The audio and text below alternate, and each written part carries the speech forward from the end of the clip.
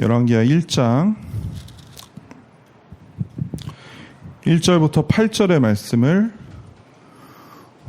우리가 한 목소리로 함께 읽겠습니다. 아합이 죽은 후에 모압이 이스라엘을 배반하였더라. 아하시아가 사마리아에 있는 그의 다락 난간에서 떨어져 병들매 사자를 보내며 그들에게 이르되 가서 에그론의 시인 바알세붑에게 이 병이 낫겠나 물어보라 하니라. 여호와의 사자가 디셉 사람 엘리야에게 이르되 너는 일어나 올라가서 사마리아 왕의 사자를 만나 그에게 이르기를 이스라엘에 하나님이 없어서 너희가 에그론의 시인 바알세붑에게 물으러 가느냐. 그러므로 여호와의 말씀이 네가 올라간 침상에서 내려오지 못할지라 네가 반드시 죽으리라 하셨다 하라. 엘리야가 이에 가니라. 사자들이 왕에게 돌아오니 왕이 그들에게 이르되 너희는 어찌하여 돌아왔느냐 하니 그들이 말하되 한 사람이 올라가서 우리를 만나 이르되 너희는 너희를 보낸 왕에게로 돌아가서 그에게 고하기를 여호와의 말씀이 이스라엘에 하나님이 없어서 네가 에그론의 신 바알세붑에게 물어보고 그러느냐.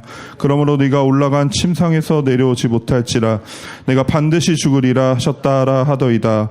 왕이 그들에게 이르되 올라가서 너희를 만나 이 말을 너희에게 한 그 사람은 어떤 사람이더냐.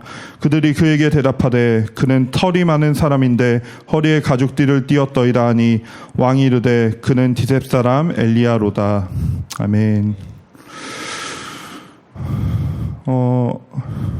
우리가 이제 아이를 키우시는 분도 계시고 이제 앞으로 키울 분도 계신데 아이를 키우면은 아플 때가 있잖아요. 저희 예빈이도 아플 때가 있어요.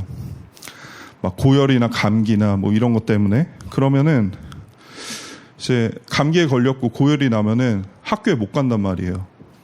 학원에도 못 가고. 그러니까 저희 예빈이가 조금 자기가 안 좋아, 몸이 안 좋아. 그러면은 거실에 나와가지고 계속 자기 열을 재요. 계속 재면서 아빠 이거 높은 거야? 높은 거야? 막 그러다가 한 38.5도가 높으면 높잖아요. 열이 너무 많이 나는데 그러면은 씩 하고 웃어요. 너 뭐야 무슨 생각해? 그럼 나 학교 안 가도 돼? 나 학원 안 가도 돼?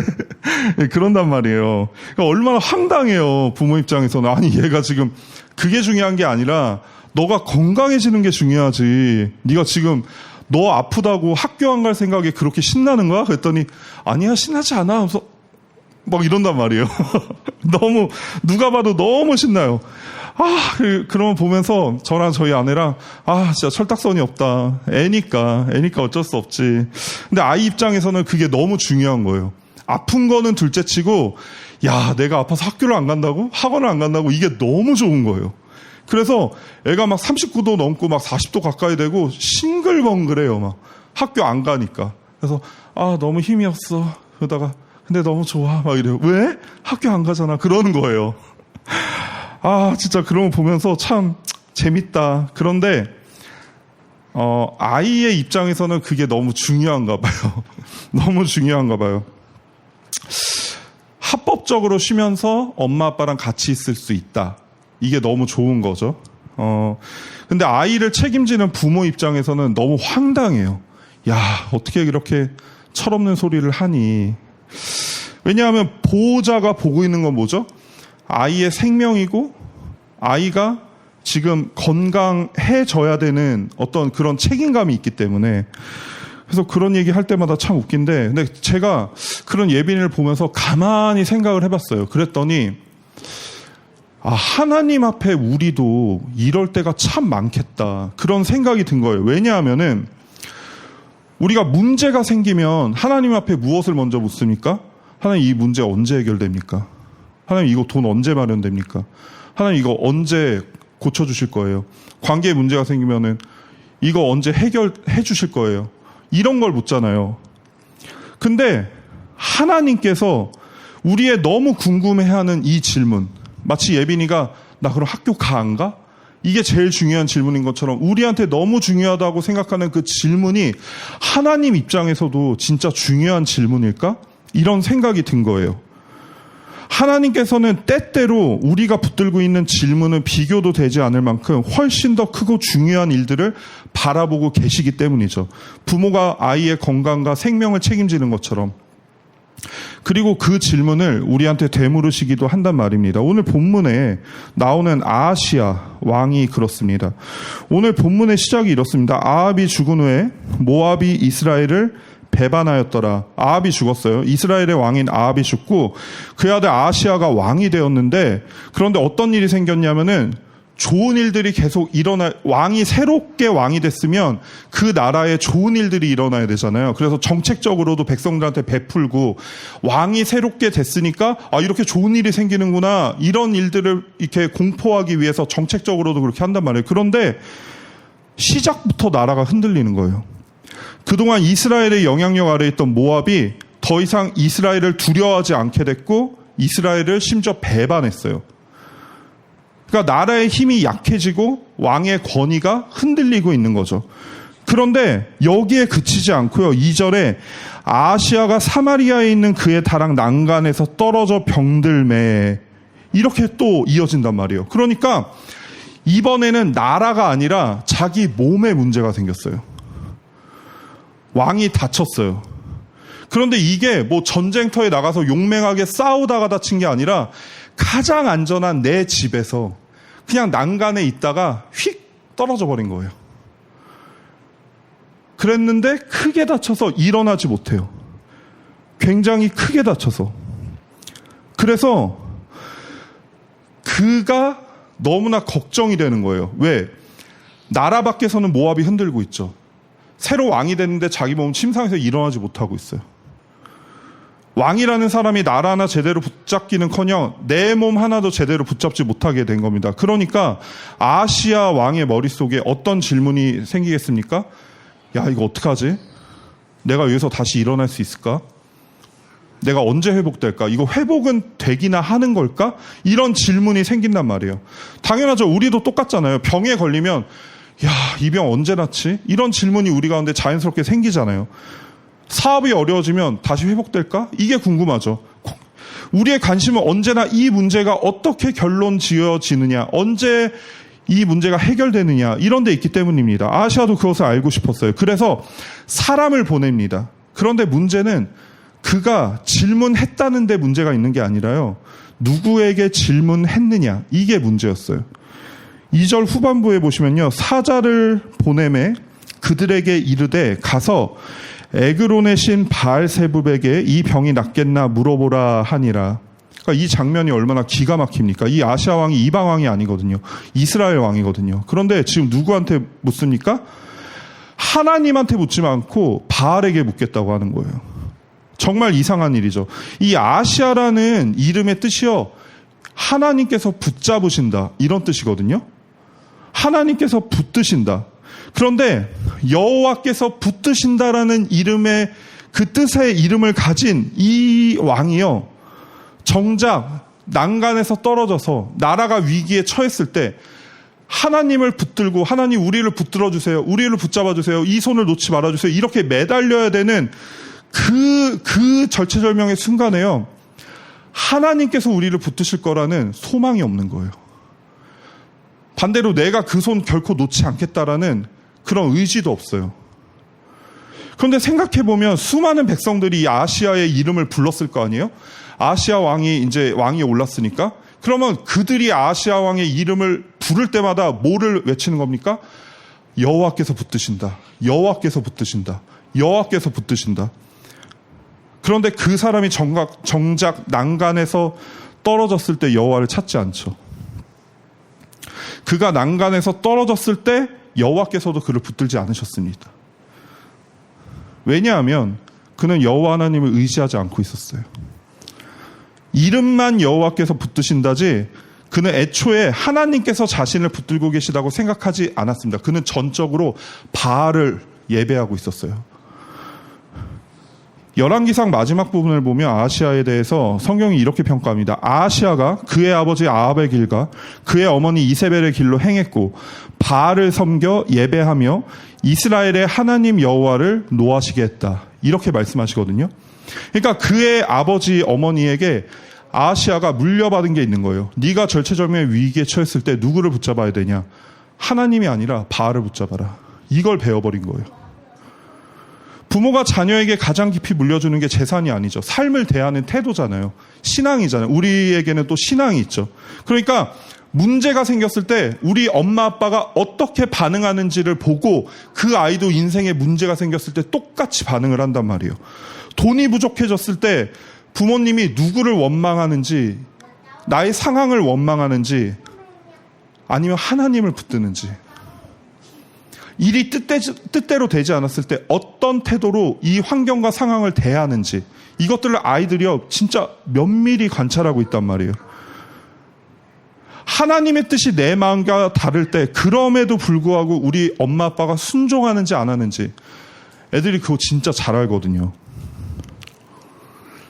그리고 그대로 계승합니다. 아합이 아하시아에게 물려준 것, 위기 앞에서 하나님을 찾지 않는 습관, 반대로 이방신 바알을 찾는 습관이었습니다. 그래서 아하시아의 이름에는요 여호와께서 붙드신다라는 뜻은 있지만 실제 삶에는 여호와께서 붙드심이 없는 거예요. 여호와가 없어요. 아예 없어요. 근데 어쩌면 우리도 이와 같지 않을까라는 생각을 했습니다. 우리가 누굽니까? 그리스도인이잖아요. 예수님을 따르는 자들. 이름은 그리스도인이에요. 그런데 정말 위기가 왔을 때 우리가 무엇을 붙드냐는 거죠. 예수 그리스도입니까?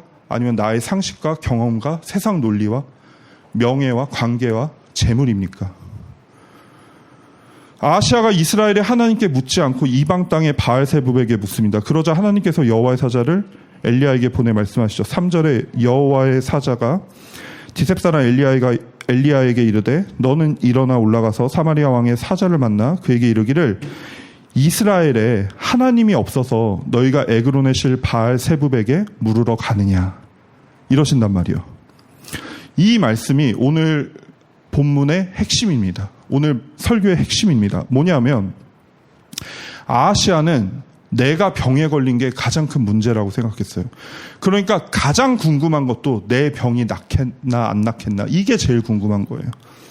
그런데 하나님께서요 그의 병을 논하지 않으세요. 다른 걸 논하세요. 그러니까 아하시아에게 야 지금 너의 병보다 더 심각한 문제가 있다. 그게 뭡니까?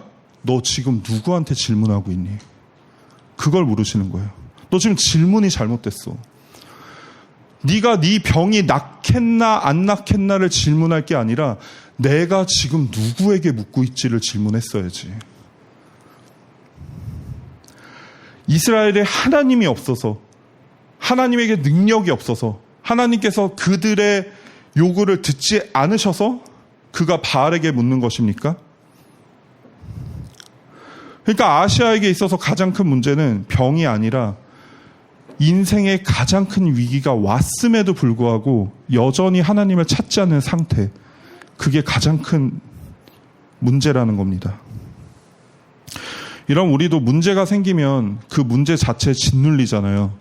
그러니까 그 문제 자체에 짓눌리다 보면 내 인생에 진짜 문제가 무엇인지 바라보지 못할 때가 참 많아요. 그러니까 우리가 돈이 부족하면 돈만 보이죠. 몸이 아프면 병만 보이죠. 관계가 어려워지면요 사람만 보여요. 억울한 일을 당하면요 내 억울한 감정만 보여요. 그런데 하나님은 우리가 보고 있는 문제만 보시는 존재가 아니시라요. 그 문제 앞에 서 있는 너는 지금 어떤데? 이걸 물으시는 거예요. 그 문제를 바라보고 해석하는 우리라는 존재, 그리고 그 문제 앞에서 누구에게 이 문제에 대해서 나의 상황에 대해서 묻는지를 보신다는 겁니다. 지금 아하시아가 바알에게 사람을 보냈다는 것은 이런 고백과도 같죠. 이스라엘의 이 문제를 해결할 하나님은 없어. 여호와께서는 나를 붙드실 수가 없어. 입으로 그렇게 말하지 않았지만 행동으로 이렇게 고백하고 있잖아요. 그런데 참 아이러니합니다. 지금 그렇게 믿고 있는, 그렇게 고백하는, 하나님에게 능력이 없다라고 말하고 있는 아하시아의 상태가 어떻습니까? 모압의 배반 앞에 아무것도 못하고 있죠. 자기 집의 난간에서 가장 안전한 내 집에서도 자기 자신조차 지키지 못한 사람이에요. 지금 침상에 누워서 몸도 움직이지 못하고 있는 사람입니다. 자기 앞날도 알지 못해가지고요 이방신에게 묻고 있는 그런 형편의 아주 처참한 사람이요 지금 하나님이 무엇을 하실 수 있는지 없는지를 논하고 있다고요. 그걸 판단하고 있다고요. 하나님께 물어봐도 소용없고 하나님이 나를 사랑하신다면 상황이 이렇게 흘러가면 안 되지. 하나님께서 이렇게 하시면 안 되지, 나한테. 그러니까 우리가 너무나 자주 하는 판단 아닙니까? 우리는 하나님이 어떠하신 분인지 판단하죠. 하나님이 무엇을 하셔야 하는지 판단하죠. 그래서 그대로 아뢰죠. 하나님, 이번에 이거 해주셔야 됩니다. 하나님, 이거는 정말 들어주셔야 됩니다. 이거 안 들어주시면 주님 뭡니까? 하나님 손해보시는 거예요. 제가 이런 상황에 빠져있는 이 시간 동안, 이 허송세월 동안 주님 손해보시는 거예요. 겁박하기도 하죠.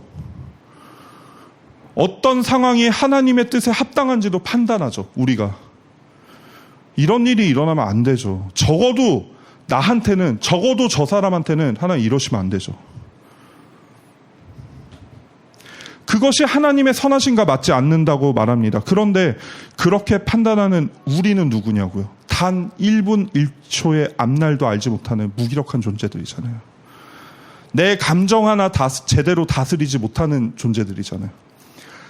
내가 옳다고 선택한 것이 미래에 어떤 결과를 낳을지 아무도 모르는, 그런데 그런 우리가 하나님을 심사하고 있는 거죠.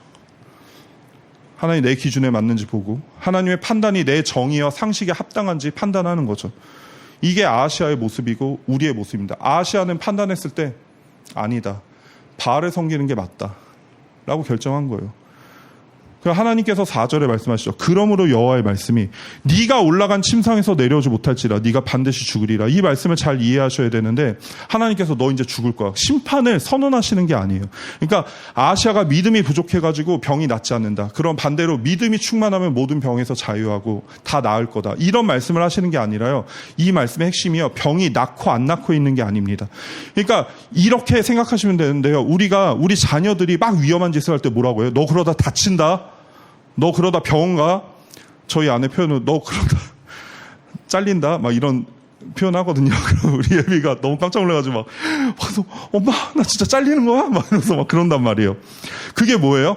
아, 내 자녀가 다쳤으면 좋겠다. 너 이제 다칠 거야. 너 이제 병 날 거야. 너 이제 어디 해가지고 병원에 입원할 거야. 부모가 이 말을 하는 게 아니잖아요. 다치지 말라고 하는 거거든요. 야, 위험해. 그 위험한 자리에서 빨리 벗어나. 안전한 내 품으로 와. 이 얘기를 하고 있는 거잖아요. 그러니까 왜 나를 찾지 않느냐, 이 말이 뭡니까? 나를 찾으라는 말씀이에요. 네가 반드시 죽으리라, 이 말씀이 뭐예요? 야, 죽기 전에 나를 찾아. 구약의 선지자들의 심판 선언은요, 확정 심판이 아닙니다. 언제나 돌이킴을 촉구하는 역설적인 은혜를 내포하고 있어요. 아하시아의 아버지 아합도요, 그렇게 악했던 아합도요, 엘리야를 통해 경고를 들었을 때 그가 두려워서 옷을 찢고 겸비하니까 하나님께서 그 심판을 유예시켜 주셨단 말이에요.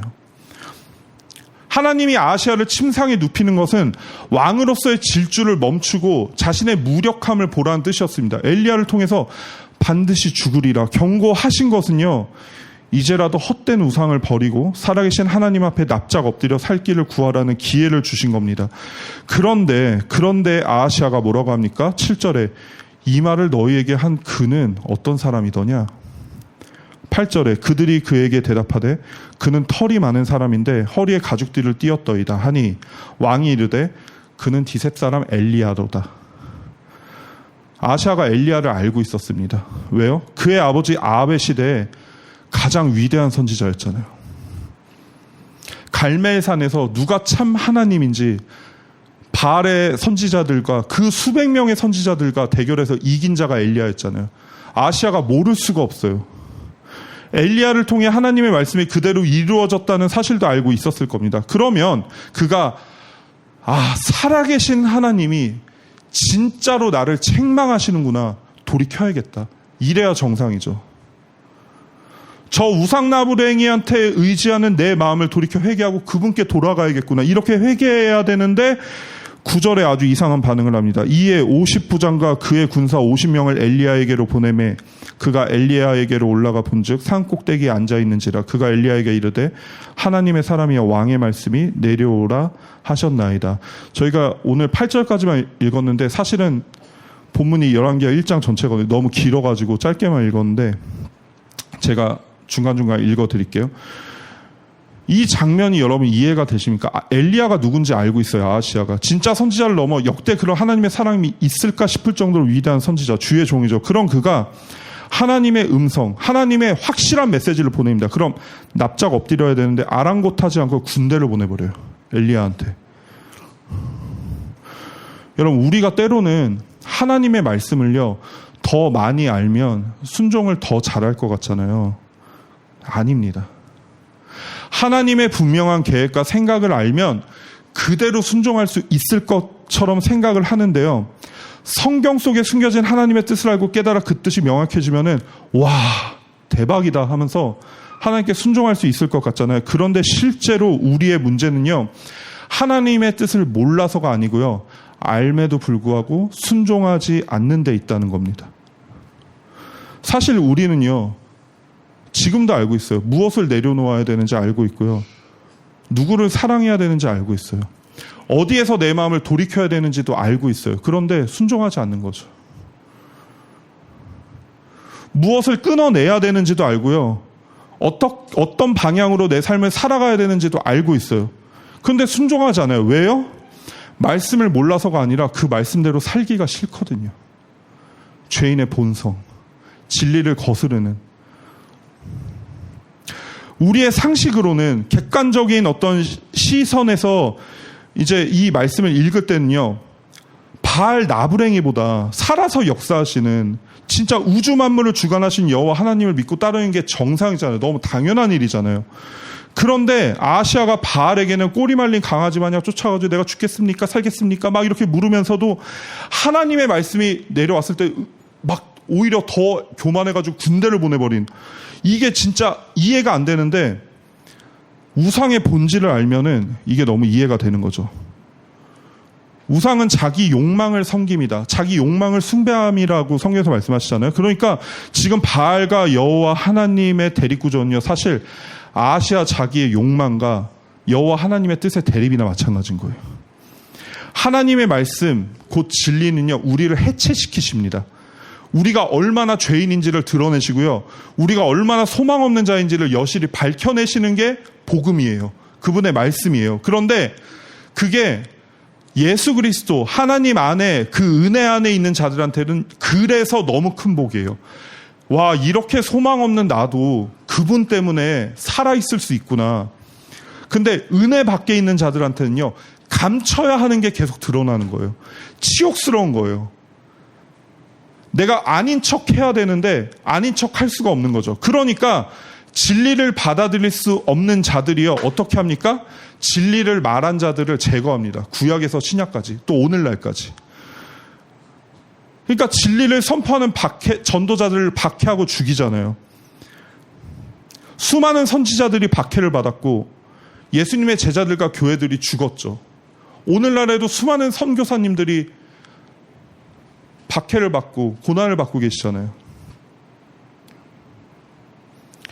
최초의 집사님이신 스데반 집사님이 복음의 진리 선포하자 사람들이 어떻게 귀를 막고 막 소리를 지르잖아요. 그 돌을 던져가지고 스데반 집사님을 죽여버리잖아요. 그러니까 메시지의 가치보다 전달하는 자를 공격하고, 그래서 진리를 왜곡시켜버리는 거죠. 그 진리가 나한테 닿지 않도록, 우리가 복음이 우리의 삶 구석구석 닿지 않도록 하는 모든 방식들이 이 방식입니다. 아하시아도 군대를 보내서 그 전달자를 죽이려고 하는 거예요. 왕의 권세로 엘리야를 내려오게 하려고 하는 거죠. 근데 읽지는 않았지만 엘리야가 내려오지 않습니다. 그리고 하늘에서 불이 내려옵니다. 불은 하나님의 임재를 뜻하잖아요. 하나님의 임재가 누군가한테는 생명이 되는데 누구한테는 심판이 되죠. 하나님 앞에 무릎 꿇는 사람한테요, 하나님의 임재는요, 은혜예요. 생명이에요. 그런데 하나님을 통제하려고 하는 사람에게는요, 불은 심판입니다. 똑같은 불이라도요. 아하시아는 하나님께 묻지 않고 자신의 자존심을 긁은, 나의 뜻을 꺾으려고 하는 그 하나님의 메시지를 전한 전달자에게 강요합니다. 내려와라. 근데 하나님께서 그들을 불살라 버리십니다. 두 번째 50을 보냅니다. 마찬가지였습니다. 그 세 번째 50군사 50부장을 보냅니다. 그런데 세 번째 50부장이 다르게 반응합니다. 13절에 뭐라고 하면요, 셋째 50부장이 올라가서 엘리야 앞에 이르되 그의 무릎을 꿇어 간구하여 이르되 하나님의 사람이 원하건대 나의 생명과 당신의 종인 이 50명의 생명을 당신은 귀히 보소서. 첫 번째와 두 번째 부장은요, 내려와라, 속히 내려와라. 근데 세 번째 50부장은 달랐어요. 간구합니다. 그러니까 누가 진짜 권세를 가졌는지 깨달은 거죠. 겉으로 보면 아시아가 왕이지만, 그래서 그가 군대를 움직이고 명령하지만, 그러나 세 번째 50부장은요, 아시아가 진짜 왕이 아니라는 걸 알았어요. 왕의 명령보다 하나님의 말씀을 더 높다는 것을 알았습니다. 그래서 무릎을 꿇고, 그래서 15절에 여호와의 사자가 엘리야에게 이르되 너는 그를 두려워하지 말고 함께 내려가라, 이렇게 말씀을 하십니다. 진리를 다루는 자들이 언제나 담대한 건 아닙니다. 하나님께서 엘리야에게 두려워하지 말라고 하십니다. 그러니까 엘리야는 두려운 상태인 거죠. 너무 무서운 상태예요. 왕이 자기를 잡아오라고 계속 군대를 보내는데 어떻게 두렵지 않을 수 있겠습니다. 그런데 그는 자기를 죽이려는 아시아 왕이 두려운 것이고 그를 잡으러 오는 군사 50부장이 두려운 것이 분명함에도 불구하고 참 놀랍게도 하나님이 내려가 하니까 내려가요. 엘리야가. 아시아 왕이 죽은 게 아니에요. 군대가 없어진 게 아니에요. 나를 제거하려는 그 위협이 없어진 게 아니에요. 환경과 상황은 똑같아요. 그런데 내려가 하니까 내려가요. 그러니까 믿음은 두려움이 전혀 없는 상태가 아니라는 거예요. 믿음은 두려움이 있어도요, 그 두려움보다 하나님의 말씀을 더 크게 결론 내는 게 믿음입니다. 두려움이 해결된 건 아닌데 그를 위협하던 아시아가 여전히 존재하는데 엘리야가 내려가가지고요, 그리고 하나님의 말씀에 순종해서 아시아 왕 앞에 나아갑니다. 누구의 음성을 들어야 하는지 알고 있었거든요. 그리고 엘리야는 그를 죽이려 하는 아시아 왕 앞에 서서 여호와의 말씀이 네가 사자를 보내 에그론의 시 바알세부에게 물으려 하니 16절에 이스라엘에 그의 말을 물을 만한 하나님이 안 계시냐, 그러므로 내가 올라간 그 침상에도 내려오지 못할지라 네가 반드시 죽으리라 하셨다 하니라. 반복하여서 또 말씀하십니다. 이스라엘에 물을 만한 하나님이 안 계심이냐. 왜 반복합니까? 또 다시 기회를 주십니다. 네가 아직도 모르겠니? 너의 가장 큰 문제는 병의 유무가 아니야. 모압의 배반도 아니야. 네가 나를 찾지 않는 게 가장 큰 문제다. 사실 이 정도면 아시아도 회개하고 돌아서야 됩니다. 그러나 깨닫지 못하죠. 그러니까 우리가 고난은 위장된 축복이라고 흔히 말을 하잖아요. 그런데 고난은 위장된 축복임에도 불구하고요, 고난이 우리를 자동으로 은혜 앞으로 인도해 주는 건 아닙니다. 누구나 고난을 받는다고 하나님과 가까워지는 건 아니에요. 그러니까 시편 50편에 환난 날에 나를 부르라고 말씀하시거든요. 우리가 고난을 받았을 때 그냥 신사한탄하고 우상 숭배하면서 내 감정, 내 욕구, 내 욕망 그냥 예배하면서 살아간다고 주님 만나지는 게 아니라요, 그분을 구하고 찾고 두드려야 주님을 만날 수 있다고요. 일반 은총 가운데서 특별하게 주님이 만나주시는 경우 당연히 존재하죠. 그러면 그분께서 우리를 건지신다고 약속을 하십니다. 그런데 아시아는요, 끝까지 주님의 부르심을 거절해요. 그래서 17절 왕이 엘리야가 전한 여호와의 말씀대로 죽었다. 아시아는 왕이었습니다. 국가 최고 권력자였습니다. 군대를 움직일 수 있고 사람을 누구든지 체포하고 뜻대로 움직일 수 있었던 자였습니다. 그러나 그는 진짜 왕이 아니었습니다. 진정한 왕은 하나님이셨습니다. 우리가 이 아시아의 모습을 보면서 미련하게 왜 우상숭배를 하냐, 하나님을 믿으면 될 것 같다가 어떻게 이스라엘의 왕이 바알에게 물을 수 있는가, 어떻게 하나님의 말씀을 그렇게 듣고도 회개하지 않고 돌이키지 않을 수 있을까 쉽게 비판할 수 있습니다. 그런데 문제는요, 우리 안에 이 아시아의 모습이 있다는 게 문제예요. 우리는 항상 이 성경의 말씀을 보면요, 어떻게 하면 엘리야처럼 담대한 믿음의 사람이 될지를 고민합니다. 와, 저런 두려운 상황 가운데서도 하나님의 음성을 내 환경보다 더 큰 결론 삼아가지고 그냥 내려가 버리네? 와, 담대하다. 우리도 저런 신앙을 가져야지. 이런 생각을 진짜 많이 한단 말이에요. 그리고 이런 고민을 한단 말이에요. 어떻게 하나님의 말을 의지할까? 사실 우리는 이런 아시아보다 엘리야 같은 사람이 되기를 원하는 그 고민과 기도를 더 많이 하지만요, 그런데 실제로는 사실은 우리가 더 많이 고민해야 되는 것은 우리 안에 있는 아시아의 모습입니다. 여러분, 우리는 문제 앞에서 누구에게 먼저 묻습니까? 진짜 하나님이십니까? 아니면 내 판단, 내 감정, 내 기준에게 묻고 내가 원하는 답 앞에 하나님을 세워두고 투쟁하십니까? 그러니 말씀이 내 자존심을 건드리면 말씀보다 내 감정을 따를 때가 더 많고, 그러니 사실 우리의 믿음과 순종은요, 상황 봐가면서 믿을 만할 때 믿고 순종할 만할 때 순종하는 신앙일 때가 더 많지 않습니까?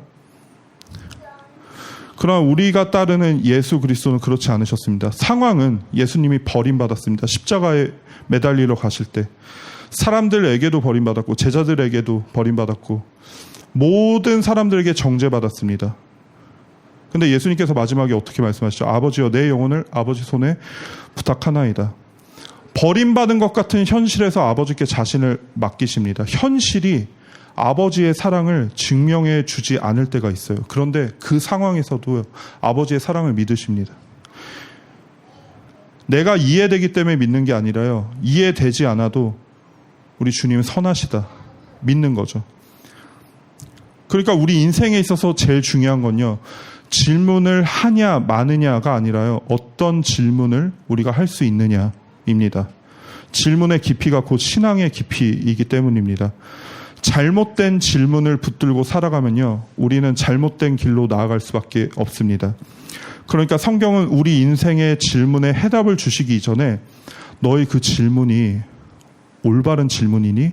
를 먼저 묻고 계신 겁니다. 오늘 말씀에서 내 병이 낫겠냐고 묻는 아하시아에게 하나님이 물으셨습니다. 이스라엘에 하나님이 없느냐? 우리도 주님 앞에 이 문제 언제 해결됩니까? 저 사람 언제 바뀝니까? 지금 제게 왜 이런 일이 생깁니까? 주님, 내가 어디로 가야 성공할 수 있겠습니까? 하고 질문하는 우리에게도 주님이 물으십니다. 이 문제 앞에서 너는 누구를 의지하고 있니? 그 상황을 대하는 너의 마음은 어떠니? 그 고난 속에 내가 숨겨놓은 은혜를 넌 발견했니? 너의 이해를 뛰어넘는 나의 섭리를 지금 신뢰하고 있니? 사랑하는 더복 여러분, 하나님이 살아계십니다. 내가 하나님을 붙드는 힘보다 더 강하게 나를 붙들고 계시는 하나님이 살아계십니다. 상황이 이해되지 않아도 나를 나보다 먼저 사랑하신 하나님께서 진짜 살아계십니다. 침묵하시는 것처럼 보여도 우리를 위해 쉬지 않고 일하시는 하나님께서 살아계십니다.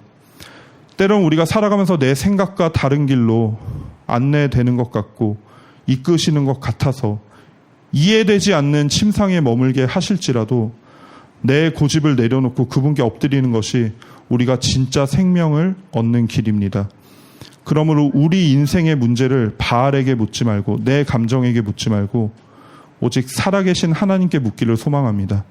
두려움이 있어도 말씀을 따라 내려가고 이해되지 않아도 하나님께 내 영혼을 맡기고 아무것도 보장되지 않는 것 같은 현실에서도 우리를 여전히 붙드시는 예수 그리스도를 바라보는 우리 더복이 되기를 주님의 이름으로 소망합니다. 우리 잠시 기도하시겠습니다.